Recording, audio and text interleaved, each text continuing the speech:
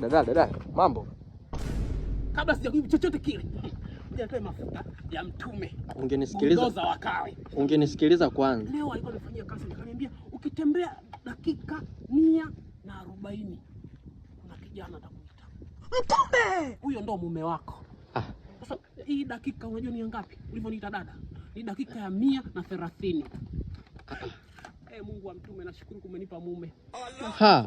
Ngoja nipake mafuta. Afu nikujibu. Haya kama. Dada. Haya. Poa vipi? Safi. Sasa unajua mimi nilikuwa naulizia kwa Mama Ashura, sasa sijana kushangaa yani unaposema mume. Kwa hiyo ulikuwa unaulizia sehemu? Mimi ninaulizia sehemu, yani mimi nimekusimamisha kuhusu sehemu, sio mimi Mtume kashanitabilia hivyo. Amekutabilia nini yani? Kwamba atanisimamisha ni mume wangu wewe.